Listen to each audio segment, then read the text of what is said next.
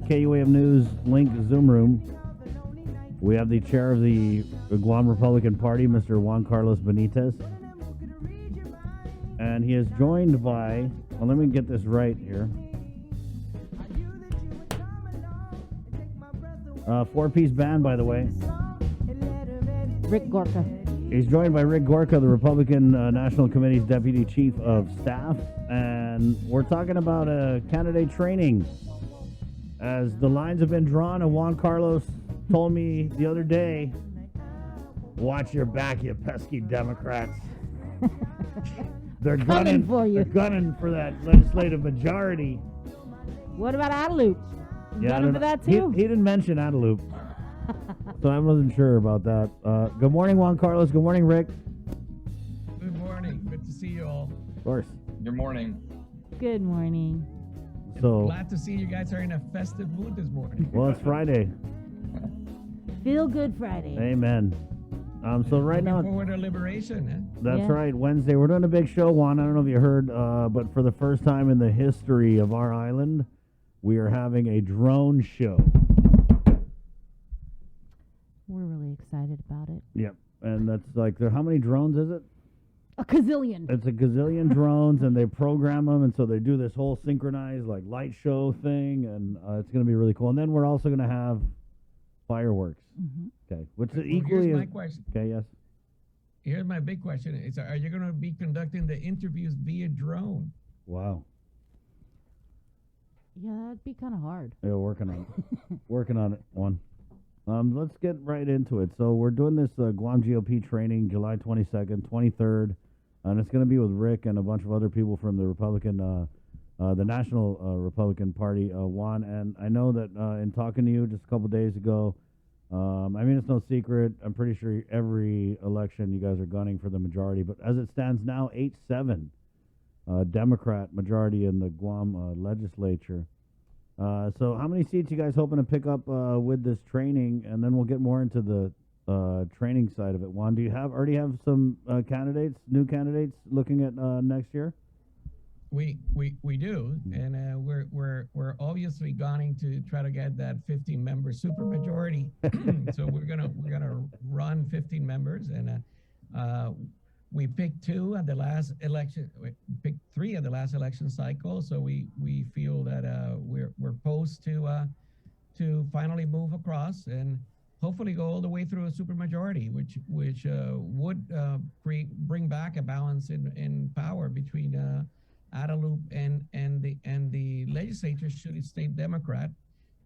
We have a number of candidates running for Adelup. Yes, we are gunning for Adelup too, and part of what we're going to be also doing is establishing the roadmap and improving the party's efforts in the congressional race also. So I'm sure you'll be glad to hear that.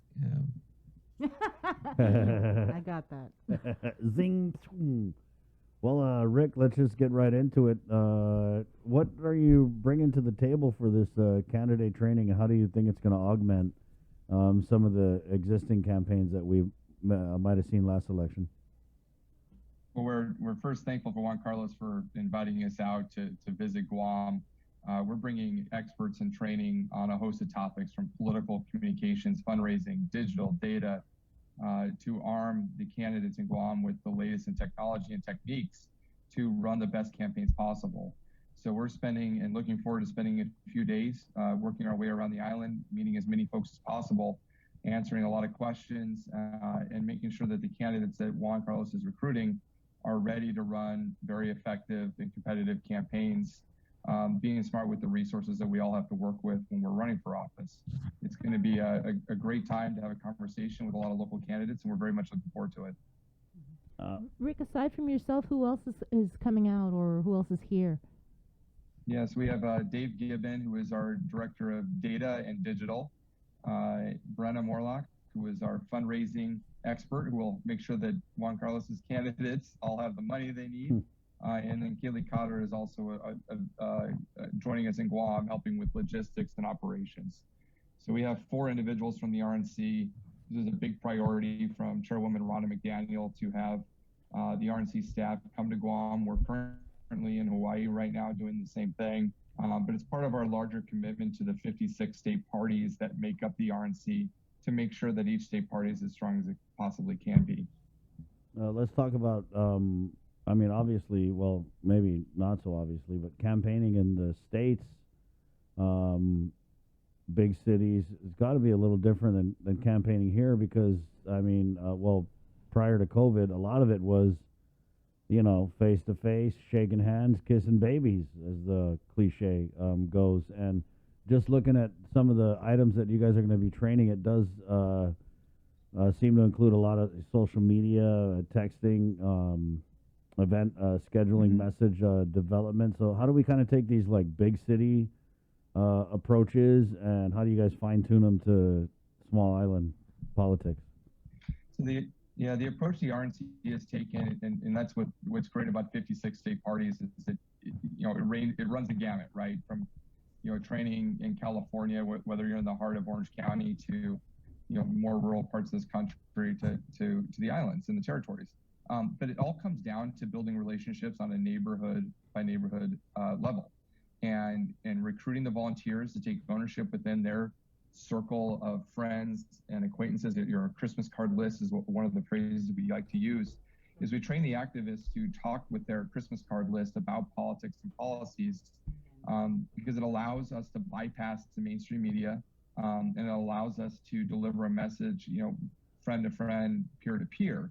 And that's why you see social media training on there. When folks go to Facebook and they see that Juan Carlos is posting about any number of issues, they know Juan and they trust him. So it's about effectively using those tools to bypass the mainstream media, but also develop and to deliver that message from a credible source to somebody that they know, touch, and trust. So I got a text here. Which Republican Party are we talking here? Are we talking like the kind of the mainstream one, or the far right Marjorie Taylor Greene Republicans? We have Republicans of all stripes at the RNC, and what it comes down to is that each individual is fighting for a conservative ideal, for protecting our way of life and making sure that it's better. I mean, if anything that we've seen over the last 6 or 7 months is that the Democrats, there's no stopping them. There's no edge that they won't go to. So we need to bring back balance. We need to make sure that Republicans are elected across the spectrum. Because a Republican in Massachusetts looks different than a Republican in Nevada or in Guam or Hawaii. But there's still Republicans fighting for similar ideas and ideals. The conservative ideals and politics has really made a lot of inroads on social media, especially I'm noticing locally with a younger demographic, right? And I was kind of scratching my head at that because I didn't really think that Guam was that conservative. But when you talk about conservative ideals, do you think that, and Juan Carlos, I guess we could take you to this, do you think that those ideals sell on Guam? Absolutely. I think Guam is a lot more conservative that it realizes, and you look at it in a lot of our social values and the way that we look at small business and entrepreneurship, the longing for lack of interference from a centralized government, and which is resented in the private sector, as well as you get a lot of the extended family concept. You talk about issues of growing the family, allowing them to have choices in education, making sure that they can go to charter school options, that adoption options are available. We're definitely an extremely pro-life community. So you'll end up doing that, and when you add to that, we're probably one of the largest percentage of veterans in the entire United States, if not the largest. And then you look at our enrollment rates into our presence forces is similarly advanced. But Chris, I would like to add a couple of things about the training. This is all about grassroots activism, about getting people to learn how to mobilize as a group and as a people. The youth in Guam, as you stated before, has a big longing. They are interested in being mobilized. They want to make a difference. They're being vocal. Is now providing them the tools to learn how to to go to the next level, to get them to be at a level of learning how to go to leadership, how to create their organizations. And with that, we want to help them get the right tools and passion to channel that interest into outreach and development and platforms that will make a difference for Guam, because we believe in them. I believe that those values, if you give the right ways, are going to be conservative values. So this particular training, it's not just for the candidates that the Republican Party has already recruited to run, but it's also open to people that are interested in possibly running under the Republican banner.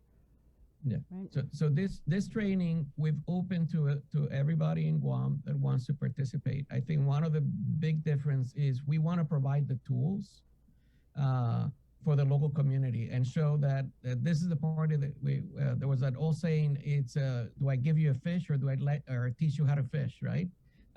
So we're teaching how to fish. And we're hoping that people will remember and appreciate that this is being done by the Republican Party and the Republican banner. It's not every day that we have trainings like this, not done by Zoom, not done via recordings. These people are coming, and it's not middle management. These are the heads of their divisions. These are the people that are doing the training in all 56 states. And it shows a commitment of our chairwoman, Ronna McDaniel, to support Guam and the other territories, not just the states. Where this is face-to-face, because I'm just kind of going through the press release. It doesn't really say, where the training is. Top secret, because there's Democrats listening, Bree. No, nothing secret. Nothing secret here. We finalized the contract. The training is going to be taken at the Duset Hotel. Lunch and breakfast are included, so obviously a nice amount of coffee. Make sure that you can go through all our trainings. So we'll be there at 9 in the morning through probably 5 in the afternoon, both days. So everybody's welcome. Please come, but you need to register, and that for us is a big effort. We want everybody that's going to attend to register. We want to make sure we have enough room and food for all. Where do they register? What? Where do they register? Where do you register? Oh, there's in the link. There's an email flyer to the email address. So if you guys could post it on the chat, I would truly appreciate it. Right on, we'll do that. Is there a cap? I know the governor's anticipated. We're all looking at the likely possibility of PCOR 4 on the 21st. But is there a cap on how many people are able to attend and participate? Well, it is wonderful that the governor hopefully will get the island finally on PCOR 4 on Liberation Day. The training starts the day after Liberation Day, so we shouldn't have an issue with the cap if that everything goes according to what the entire island has been led to believe. If it isn't, that's part of the reason we did it at the Duset. We have there are 3 rooms. Right now, we're occupying 2 of the rooms with a substantial expansion. We're set up for at least 50 people to show up in person, complying with the present COVID requirements, and we can actually keep going more than that. Wow. Okay. All right. So who's running for governor? Yeah, so here's what I heard. I heard yesterday one. I heard this Mary Torres, Jim Moylan. Oh, wow. Who's got? You just heard that now? Yeah, no, I heard it a while ago, but I heard it again from someone who I thought would probably know. Yeah, 5 years ago, even before he was senator, I still remember when he won, they sent a couple of pictures of those around. Right. Yeah. We get a lot of rumors. We have a lot of people that are interested, as you know, and we're excited about it. But as I said before, I let campaigns do their own announcement of when they launch the campaign. And it's not my job to do that. My job is to support those individuals and those candidates and build that grassroots team at the village org level and at the mayor's level. And I have to say, we have 10 amazing mayors around town, and they're doing a great job. And we are building on the other village orgs to increase that number.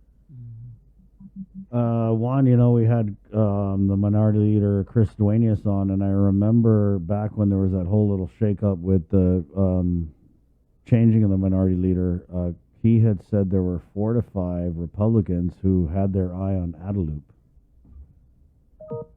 Can you give us any more on that now? Because it's already July, and you're saying that there's so many people who want to run for Adelup, but we haven't even seen a bumper sticker. Yeah. Well,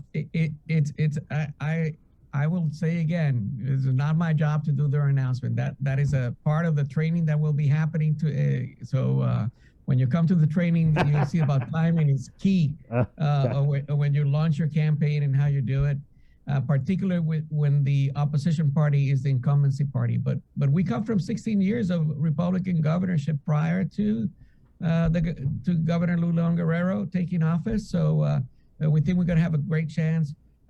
I would say, this is a great time to be young or somebody that's in the middle management process that wants to get up to the next level in leadership in this island. There's going to be plenty of opportunities in the Senate and the governors and the mayors, as well as Congress. We're going through a generational shift. You can tell, you can see it in our elected officials. This is the time you want to be trained to know how to go there if you really have a calling to public service. We just want to make sure we provide the people that share our values those tools to be able to be successful. When I started, my father founded the Democratic Party of Puerto Rico. I started as a Democrat. I went to Washington, D.C. as a Democrat. Boy, and you think you know someone.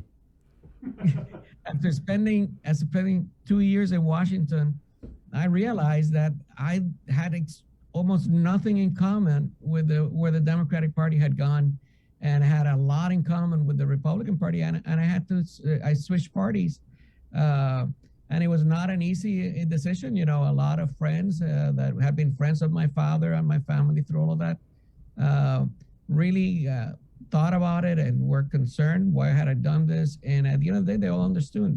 You need to stand with the values and what you believe. And my home as a conservative is in the Republican Party.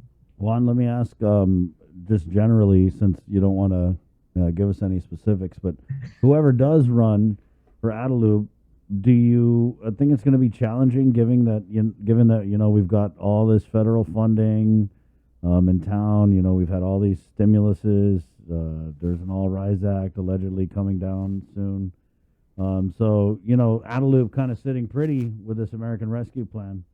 How would you campaign against this governor, lieutenant governor, if you were running on the Republican side? Or how will they campaign? Well, I would say, first of all, I would have a better answer after we finish the training in a couple of days. But you can get some pointers.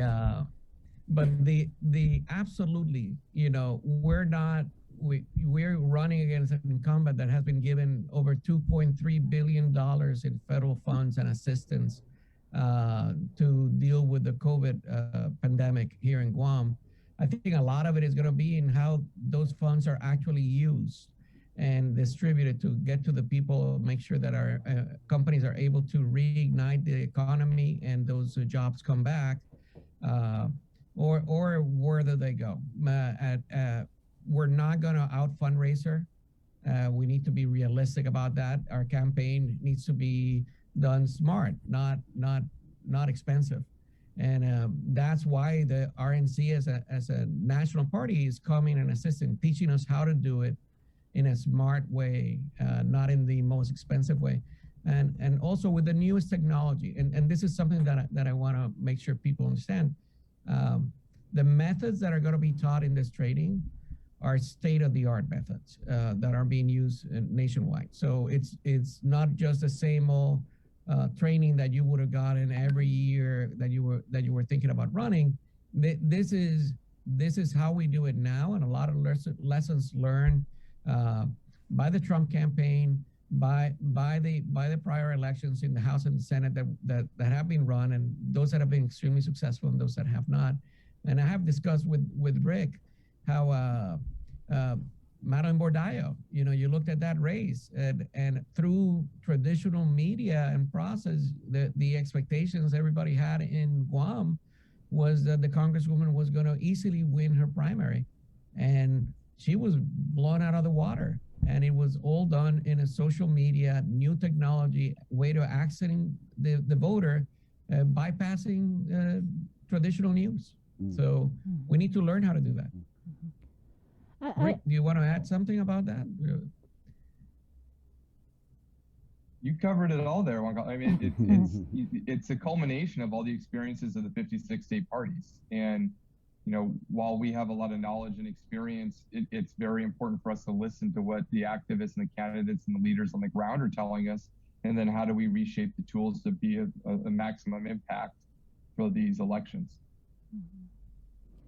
What about party unity, Juan? I didn't see that on the agenda. How important is that moving forward? Well, you know, I've always said the party is always united. You know, I love my mother. I love her to death. I don't agree with her 100% of the time, but doesn't mean that I love her less. And sometimes agreements to disagree are good for the lot of the party. And we've been blessed with having very strong leaders, have very strong opinions, and we're willing and able to talk about it between ourselves. It's great. Juan, I wanted to follow up on something that you mentioned on how, you know, you started out as a Democrat and you kind of moved on to be a Republican because it kind of fit more of your ideals. On Guam, you know, sometimes it's often said that there is no difference between a Democrat or a Republican here on this island. So as you guys move forward with this training and as you recruit for candidates, what is the difference in your perspective in terms of a Democrat and Republican here in Guam? And why would I want to run Republican versus Democrat? You have some Republicans who always vote with the Democrats, and then you got other Republicans who, you know what I mean? So, like Bree said, it's not really clear cut what you expect from a so-called Republican senator, governor, or mayor. Well, Guam faces a number of challenges in that some are need to be addressed by law. And one of them is the party itself doesn't have any control of who runs under a Republican banner. And that's the Guam Election Commissions. So they determine who's able to run, and they made it very clear that it's going to be what the candidate puts on in their ballot.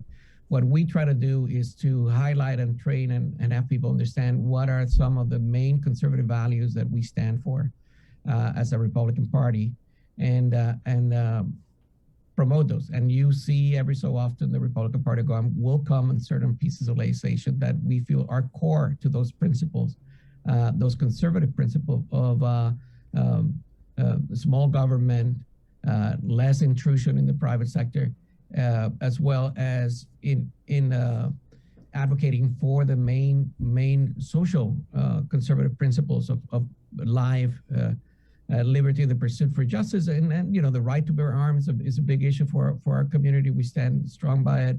The right to self-determination to all the people of the United States. You know, we're the only party that has supported statehood for Puerto Rico for the last almost 26 years. And yet we're touted as a party that doesn't support self-determination. That for us is a mistake. It's part of it is going to be teaching those conservative values to the new generation to understand what we stand for, and that hopefully will bear fruits as we move into the future. And we're this particular Republican Party since even before I was leading, we're trying to work with the senators in crafting legislation that reflects those values.